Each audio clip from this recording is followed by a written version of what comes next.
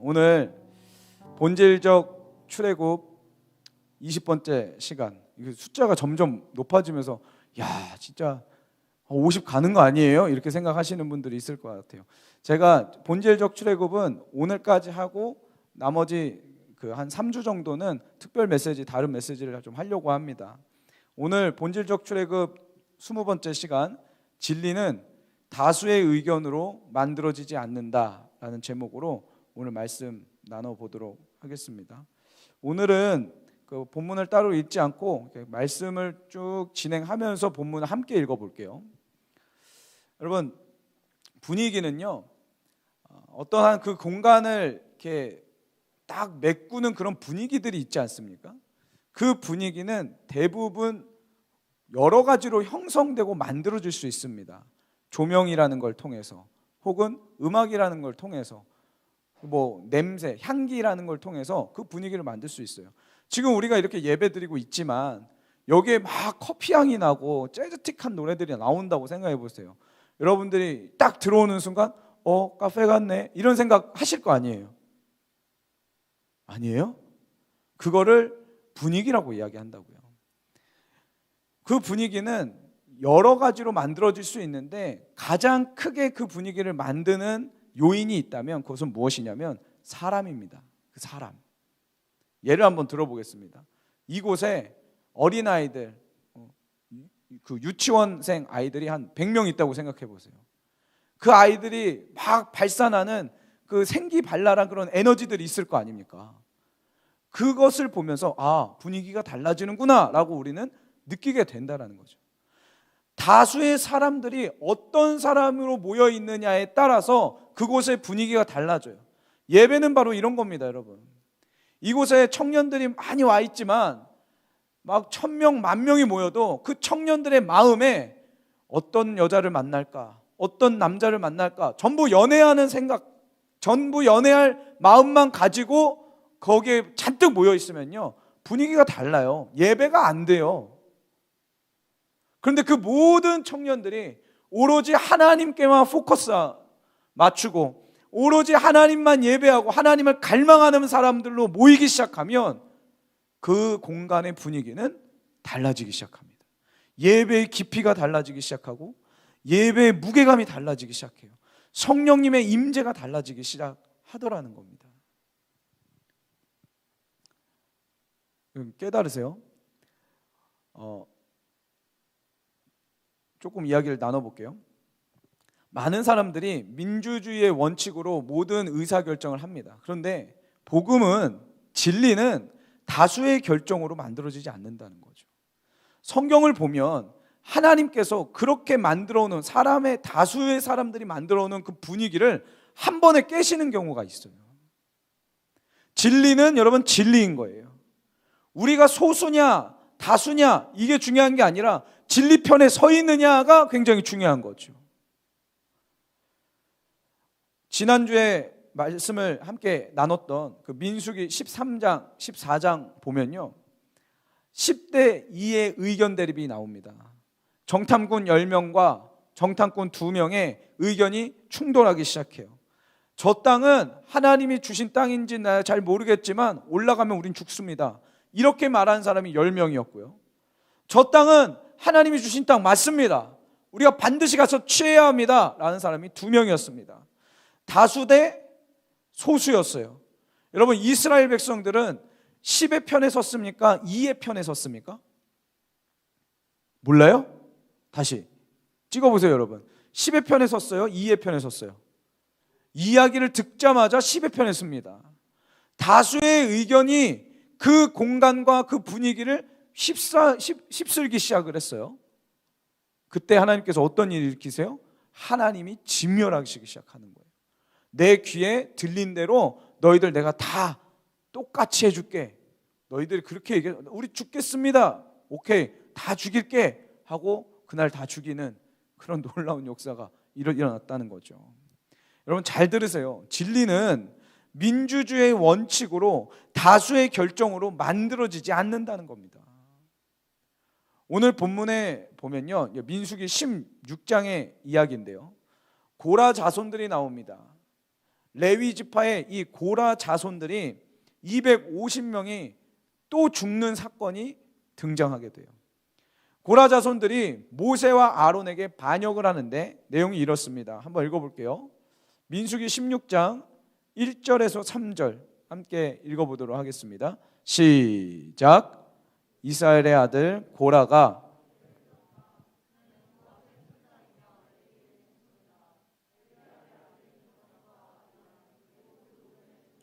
크게 읽으세요. 일어서니 이스라엘 자손 가운데서 250명의 남자들이 합세하였는데 그들은 회중의 대표들로 총회에서 뽑힌 이들이었으며 잘 알려진 사람들이었다. 그들이 모세와 아론에게 대항하여 모여서 항의하였다. 당신들은 분에 넘치는 일을 하고 있어. 온 회중 각자가 다 거룩하고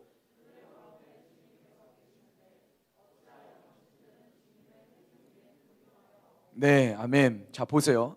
지금 고라 자손들이 모세와 아론에게 막 반기를 들고 반역을 하는데 그 이유가 이렇습니다. 내용이 이렇다는 거예요. 불공평하다 이거예요. 나도 하나님의 사랑을 받는 사람들이고 여기에 있는 우리 고라 자손들 모두가 하나님의 말씀대로 나름 애를 쓰는 사람들인데 왜 모세와 아론 당신들만 결정권이 있느냐? 왜 우리 백성들 위에 군림하려고 하느냐? 이것은 나 혼자만의 생각이 아니라 여기에 있는 우리 250명의 생각이다 하면서 다수결의 원칙, 민주주의의 원칙으로 그 모세와 아론에게 반기를 든 장면이에요. 한두 명의 생각이 아니라 우리 모두의 생각이라는 거예요. 지금 우리 모두가 동일한 생각을 가지고 있다는 거예요. 여러분 잘 들으세요. 하나님의 일은 민주주의적 해결 방법이 능사가 아닙니다. 오늘 본문에서 우리 하나님께서 누구의 손을 들어주실까요? 제가 다 힌트를 드렸어요. 250명의 손을 들어주실까요? 아니면 모세와 아론 2명의 손을 들어주실까요? 네, 모세와 아론 2명의 손을 들어주시기 시작해요. 말씀을 한번 볼게요. 16장 31절에서 35절 한번 읽어보겠습니다. 시작. 그가 이 모든 말을 마치자마자 그들이 딛고 선 땅바닥에서 갈라지고 땅이 그 입을 벌려 그들과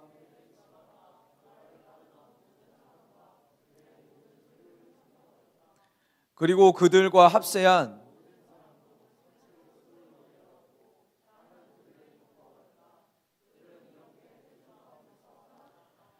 그들의 아우성 소리에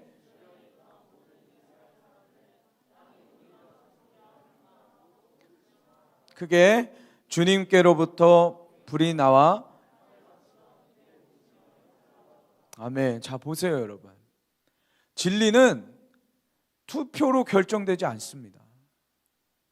진리는 어떤 시대적 유행이나 사회적 분위기로 형성되는 게 아니에요. 진리는 여론으로 형성되는 것이 아니더라는 겁니다. 제가 어제 재밌는 영상을 하나 봤습니다. 누가 이제 소개를 시켜줘가지고요. 그 100분 토론이라는 그 영상을 하나 봤어요. 여기에 그 저랑은 약간 이렇게 스타일이 조금 다르신, 좀 저보다 더 무대 보이신 분이 있어요. 저는 그런 분들 되게 좀 부담스러워 하거든요. 그런 목사님이 한 분 나오셔서 정확한 팩트를 가지고 질병관리본부에서 이야기했던 그 팩트를 가지고 그 100분 토론에 대해서 차근차근 다 설명을 하시더라고요. 이분의 내용은 이렇습니다. 사람들이 코로나 집단 감염의 주체가 교회라는 인식을 하고 있다는 거예요. 그런데 이번에 1월 달에 질병관리본부에서 발표한 내용을 보니까 교회에서 집단 감염이 일어난 퍼센테이지를 보면 8.2%밖에 안 된다는 거예요. 8.2%밖에 안 되는 걸 가지고 왜 교회를 이렇게 마녀 사냥하고 예배 못 드리게 하고 왜 그러냐는 거죠. 신천지를 포함하면 33%입니다. 근데 교회 자체는 신천지를 교회로 보지 않기 때문에 8.2%밖에 안 된다는 거예요. 거기에다가 더 놀라운 거 뭔지 아십니까 여러분? 예배드리다가 감염된 사례는 한 차례도 없습니다. 아세요? 예배드리면서 감염된 사례는 한 차례도 없고 8.2%의 감염 경로가 전부 교회의 소모임, 성가대 모임, 그리고 예배 후에 먹는 그 교제하면서 먹는 그 식사 모임, 이런 것 때문에 다 감염이 되었다라는 거예요. 그럼에도 불구하고 나라에서는 일괄적으로 예배 드리지 말라는 이 불합당한 행정명령이 잘못된 거 아니냐는 것이 이 목사님의 이야기였습니다. 저는 이 이야기를 들으면서 굉장한 충격을 받았어요. 저도 정확한 수치를 모르던 사람이었거든요. 근데 여러분, 청년의 때에 여러분들이 지금 회사를 가고 주변에 있는 사람들을 만나면서 어떤 이야기 제일 많이 듣습니까? 너 분명히 내일 듣게 될 그 이야기 있잖아요. 너 어제 교회 갔었어? 이런 얘기 듣잖아요. 이런 얘기 듣잖아요. 이런 이야기를 계속 들을 때마다 여러분들이라면, 진짜 깨어있는 청년들이라면은 생각을 할 줄 알아야 된다라는 거죠. 아, 교회 좀 가지 말아달라. 아, 교회 가서 왜 자꾸 예배를 드리냐, 이 코로나 시대에 모이지 좀 말아달라는데 왜 자꾸 모이냐라고 사람들이 이야기할 때마다, 여러분, 적어도 우리가 깨어있다면 정확한 팩트와 비교 분석 자료를 가지고 말할 수 있어야 된다는 거예요. 저희 스태프들은 아이하우스에 오게 합니다. 아이하우스에 와서 저희들은 다 청소해요. 매일 출근해서 청소하고 기도하고 큐티하고 방역하고 이런 거 다 합니다.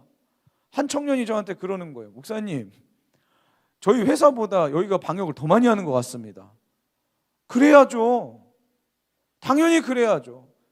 저는 뉴스에 마가의 다락방 나올까 봐 방역을 진짜 엄청 해요. 소독약을 다 뿌려요. 그냥 이거 소독약 먹고 배탈 나는 한이 있어도 있는 데다 다 뿌려요. 그냥 저희는 그렇게 소독하고 있습니다. 어떤 한 기사를 보니까 이런 이야기를 하더라고요.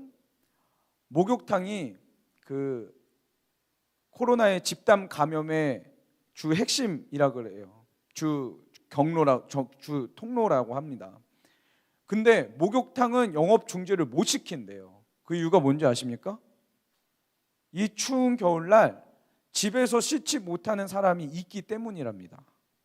집에서 씻지 못하고 꼭 목욕탕을 가야만 하는 사람들이 있기 때문에 목욕탕은 그렇게 코로나의 주 감염 통로임에도 불구하고 영업하지 마세요, 영업 중지라는 행정명령을 내리지 않는다 그래요. 좋습니다. 저도 이 논리로 한 교회의 목사로서 한번 이야기해 보겠습니다. 여러분, 교회 현장에 예배를 드리다 보면 현장에 안 오고 TV나 핸드폰으로 집안에서 예배 드리면서 나는 은혜 충만히 받았어요 하는 청년들도 있고요. 반대로, 목사님, 죽어도 내가 교회 현장 나가서 죽고 싶습니다. 코로나 걸리든 말든 어차피 걸릴 코로나라면 나 기도하다 죽겠습니다. 예배드리다 죽겠습니다. 그것이 나의 소원입니다 라고 말하는 그런 청년들도 있습니다. 그럼 저는 무엇을 선택해야 될까요? 어떤 행동을 취해야 될까요?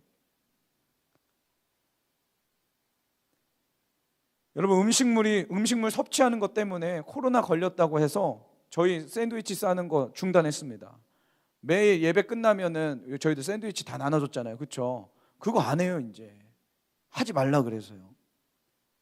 예배당에 10%만 수용할 수 있다 그래가지고 다 연락을 해가지고 시청, 구청에 연락을 해서 그러면 부속시설 사용해도 되느냐, 그건 허락받았습니다. 그래서 아이하우스 여는 거예요.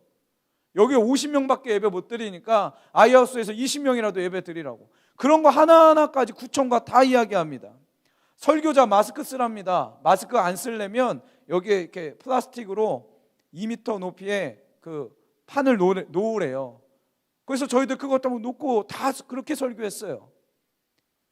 플라스틱 판을, 이 아크릴 판을 뺄 수 있는 유일한 이유는 뭐냐면 저와 이 회중이 3m 이상 떨어져 있으면 됩니다.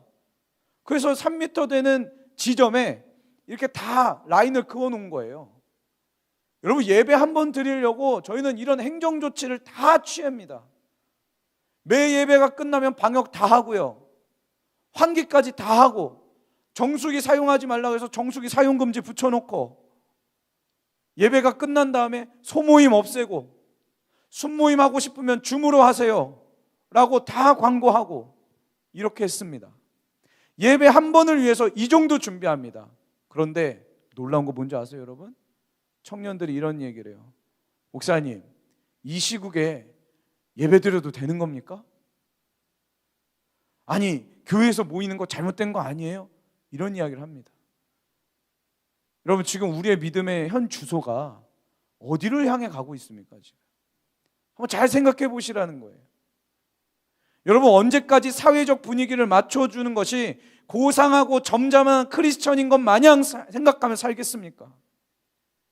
예배의 맛을 잃어버리고 기도의 맛을 잃어버린 사람들은 지금 영혼의 경고의 등을 켜셔야 돼요.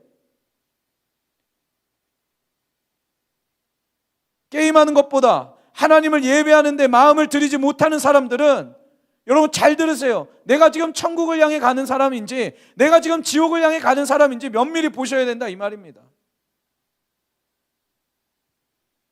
TV에 나오는 예능 프로그램 내 마음을 쏟는 것 마냥 내 하나님 앞에 내 예배를 드리는데 그 마음을 쏟지 못한다면 우리 지금 문제 있는 겁니다. 솔직해지자고요. 진리는 다수의 결정으로 만들어지지 않습니다. 진리는 사회적 분위기로 만들어지는 거 아니에요. 여러분 오해하지 마세요. 제가 지금 사회를 다 무시하고 몰상식하게 방역수칙 무시하고 예배드리란 말이 아닙니다. 지금 우리가 이 광야를 걸어가고 있는 이 시즌 속에서 우리의 믿음의 현 주소가 지금 어디에 있냐는 거예요. 마스크 다 쓰면서 예배 드려야죠. 당연히 방역수칙 다 지켜야죠. 온라인으로 예배 드리라고 하면 여기 폐쇄하고 저희 온라인으로 예배 드립니다. 성탄절에 서구청 직원이 왔어요. 그런데 성탄절 예배에 여기 조그마한 미니 크리스마스 트리 하나 보고 웃고 갔어요. 저희는 그렇게 철저하게 지킵니다. 여러분들이 지금 신앙생활하고 있는 이 마가의 다락방 교회는 그렇게 허술하지 않아요. 지킬 것 다 지키고 최선을 다해 예배를 만들어내요. 그런데도 불구하고 자꾸 우리의 마음의 방향이 예배 드리면 안 되는 거 아니야? 모이면 안 되는 거 아니야? 여러분 잘 들으세요. 잘 생각해 보세요. 우리의 믿음이 지금 어디로 향해 가고 있냐고요. 하나님을 생각만 해도 막 눈물 흘리던 그때 언제였습니까? 여러분 찬양하다가 눈물이 나서 찬양이 안 되고 오열을 했던 때가 언제였냐고요. 그게 정상이어야 되는데 지금 우리 뭐 하고 있냐고요. 그러지 않아요? 기도하자 그러면 이제 막 목소리 내는 게 좀 이상해지고 있어요. 이거 좀 어색한데?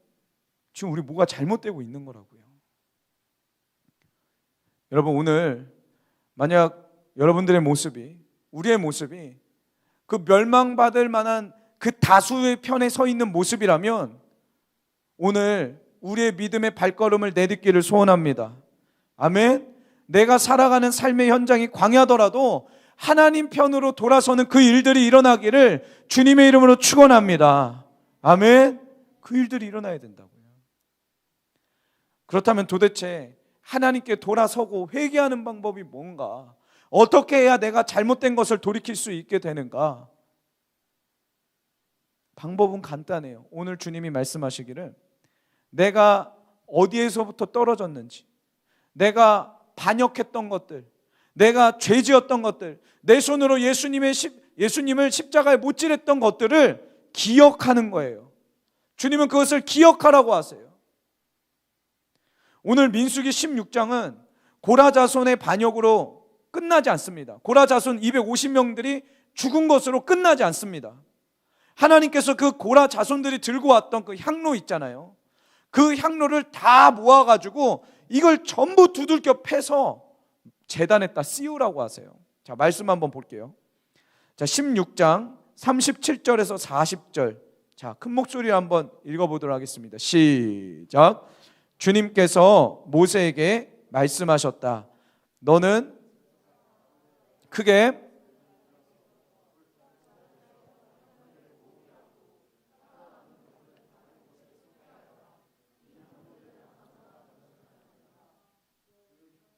(38절) 시작.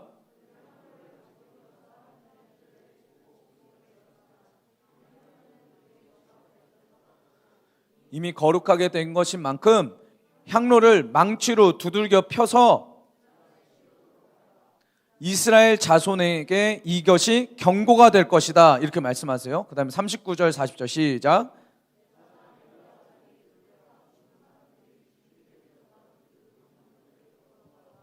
망치로 두들겨 펴서 엘라살은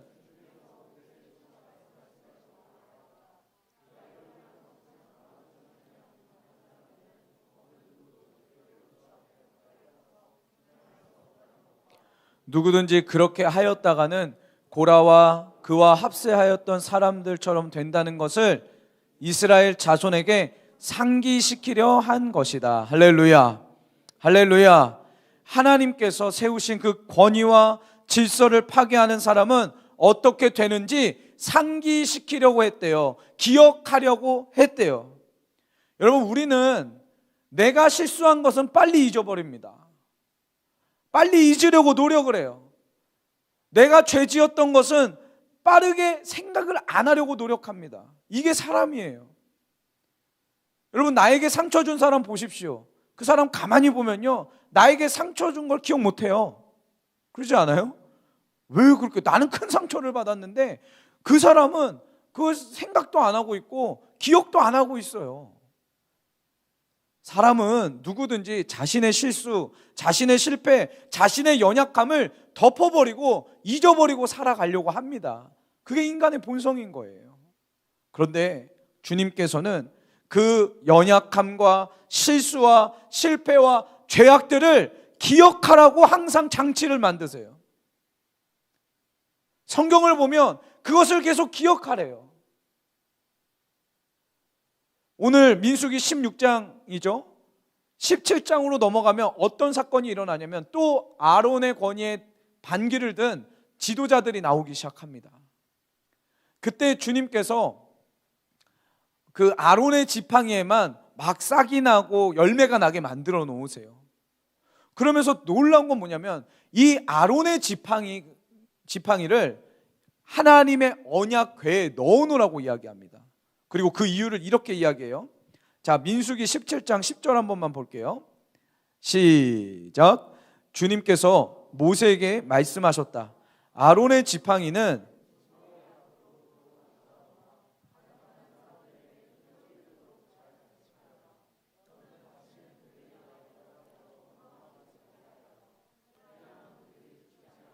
아멘. 자, 보세요. 아론의 지팡이는 그 증거궤, 그 언약궤에 넣어놓으라는 겁니다. 여러분, 하나님의 언약궤에 3개가 들어가 있었어요. 아세요? 뭐게요? 첫 번째, 만나가 들어가 있었습니다. 만나가, 하늘에서 떨어지는 그 만나. 하나님께서 값없이 주시는 그 은혜에 감사하지도 못하고 늘 불평하며 반역했던 이스라엘을 상징하는 거예요. 그 만나를 하나님의 언약궤에 넣었어요. 그 두 번째 들어간 게 오늘 본문의 아론의 지팡이입니다. 아론의 지팡이를 하나님이 세우신 그 권위를 인정하지 않고 반역하고 반기를 들었던 그때를 기억하라고 하나님의 언약궤에 집어넣습니다. 세 번째, 뭘 넣었죠? 몰라요?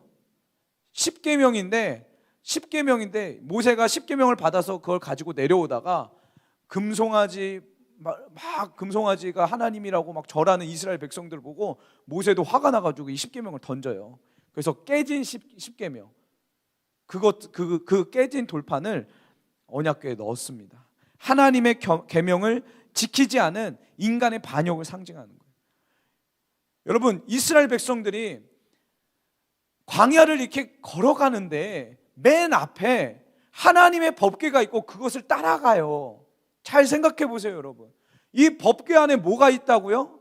인간의 반역성, 인간이 하나님을 얼마나 대적하는지, 인간이 하나님 앞에 어떤 불평을 내는지 그 상징물들을 다 집어넣은 그 궤를 보면서 40년 동안 따라가는 거예요. 이거 무슨 의미예요, 여러분? 무슨 의미일까요? 내가 얼마나 더러운 죄인인지를 알라는 거예요. 이 광야를 걸어가며 내가 얼마나 하나님의 말씀에 순종하기 싫어하는 자인지를 알라는 거예요. 그것을 기억하라는 거예요. 내가 얼마나 하나님이 세우신 리더에 복종하지 않는 백성인지, 내가 얼마나 반역하는 백성인지를 잘 깨달으면서 그 길을 걸어가라는 거예요. 여러분, 물어보겠습니다. 청년분들, 우리가 예수님 만나기 전에 얼마나 피폐한 인생이었는지가 기억나십니까? 우리의 삶 속에 예수님 없이 살아왔던 그 창녀 같고 바리새인 같은 위선의 삶이 여러분 기억나세요? 죄에 쩌들어 살며 그 삶이 역겹고 더러워서 난 더 이상 살 수가 없어요 하는 그 기억을 가지고 오늘도 십자가 붙들고 계십니까? 이걸 원하셨어요. 우리 주님이 이걸 원하셨어요. 여러분, 왜 자꾸 우리는 예배를 편안하게 유튜브로 대체해도 된다고 은근히 생각하면서 살까요? 왜 자꾸 우리는 맛있는 거 있다 그러면 몇 시간이고라도 차를 타고 데이트해 가면서 그곳에 가서 먹으면서 마가의 다락방 올라와서 예배 드려야 된다고 하면 귀찮아하고 짜증나고 벌써부터 핑계댈 것들을 준비하고 있을까요? 왜 그럴까요? 예배 드리라고 하면 헌금 내는 것도 싫어하고 산에 올라가야 된다고 싫어하고 옷 제대로 입어야 된다고 싫어. 왜 그럴까요, 여러분? 간단해요, 여러분. 우리가 잊어버린 거예요. 예수님 없이 얼마나 피폐하게 살았는지 잊어버린 거예요. 우리의 삶의 복음이 얼마나 중요한지를 잊어버린 거예요, 여러분. 우리의 삶에 하나님 없으면 내 인생 답이 없는 인생이라고 말로는 떠들었지 진짜 우리의 마음에는 다 잊어버린 거예요. 여러분, 오늘 그것을 회복하시길 소원합니다. 아멘. 우리 예수님 없으면 안 돼요. 우리 하나님 없으면 안 된다고요. 고린도후서 4장 10절에 사도 바울이 이런 이야기를 합니다. 우리는 언제나 예수의 죽임당하심을 우리 몸에 짊어지고 다닙니다 라고 이야기해요. 예수님께서 죽임당하셨다는 것을 우리의 몸에 짊어지고 산대요. 왜요? 그게 무슨 말이에요? 사도 바울은 왜 예수님께서 십자가를 지셨는지를 늘 생각했던 거예요.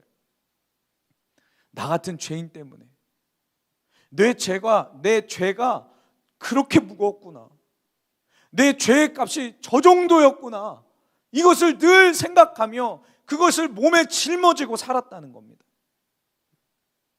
이 삶이 바로 하나님의 백성의 삶이라는 거예요. 이 삶을 주님이 우리에게 원하셨고 40년 넘게 그렇게 광야 생활을 하면서 이 삶을 살기를 그토록 바라셨던 겁니다. 본질적 출애굽, 주님이 그 생각을 놓지 않고 기억하면서 살기를 주님은 우리에게 그렇게 요청하시고 계시더라는 거예요. 제가 이번 주에 한 청년을 만났습니다.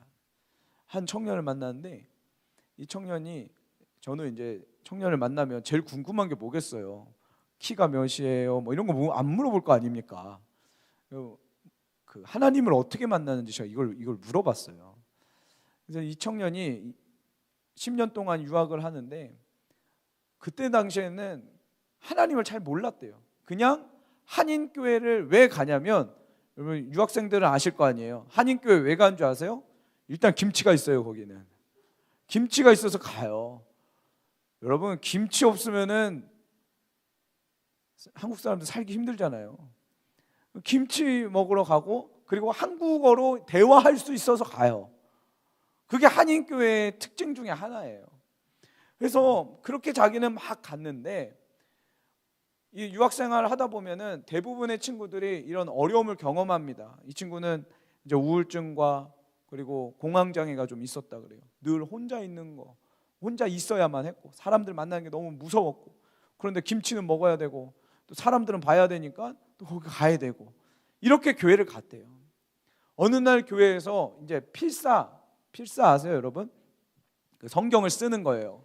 성경 쓰기 대회가 있었다고 합니다. 이거를 다 쓰면, 어느 한 파트를 주고 여기를 다 쓰면 상품을 준다고 해서 자기는 믿음이 있어서 그런 것도 아니고 막 기적을 원해서 그런 것도 아니고 상품을 타기 위해서 그걸 썼대요. 열심히 썼다고 합니다. 그런데 어느 날 그것을 쓰고 있는데 마음에 확고한 마음이 들더래요. 너 이제 아픈 거 아니야. 너 아프지 않아. 내가 너와 함께해. 내가 너의 구원이야. 그거를 그 피싸움 중에 자기의 마음에 그게 확고하게 들기 시작했대요. 그리고 그날부터 약을 안 먹기 시작했고 다 치유받았다는 거예요. 목사님, 저는요 음성을 들은 것도 아니고 환상이 보인 것도 아니에요. 그냥 나는 성경을 이렇게 필사하고 있다가 성경 쓰다가 갑자기 마음에 확고한 마음이 들었어요. 우리 하나님 그렇게 살아계시다고 하면서 울면서 저한테 이야기하더라고요. 이 청년이 이야기합니다. 자기는 찬양할 때마다 그날을 기억한대요. 그때를 기억한대요. 내가 하나님 없이 우울증과 공황장애로 살아왔던 그 삶을 하나님 만남과 동시에 나를 치유하시고 나를 변화시키셨던 그 은혜를 기억하며 하나님을 찬양한다는 거예요. 여러분, 이 삶이 우리의 삶이 되어야 될 줄 믿습니다. 아멘. 하나님이 이걸 기억하기를 원하시는 거예요. 한 이야기하고 오늘 말씀을 마치도록 할게요. 제가 제 나이가 몇 살이게요? 고마워. 나이가 이제 한 해 한 해 나이 먹긴 먹는데요. 그래도 제가 아버지 같은 박 목사님 앞에 가면 박 목사님은 저를 아들처럼 여기시는 거예요. 그거 아세요? 나는 나이를 먹는데 우리 아버지도 나이를 같이 드세요. 그래서 나이 차이가 별로 줄어들지가 않아요. 그러니까 그런 말이 있습니다. 자식은 나이가 40이 되고 50이 돼도 자식이라는 거예요. 부모님 편에서는 그렇게 본다는 거죠. 그래서 박 목사님이 참 저에게 있어서는 하나님이 저에게 주신 그 모세와 같은 권위자이신데, 개인적으로 함께 이야기하고 대화하다 보면 맨날 구도가 혼나는 구도예요. 잘 못하고 혼나고 잘 못하는 것 같고 또 혼나야 될 것 같고 막 이런 구도가 되는 거죠.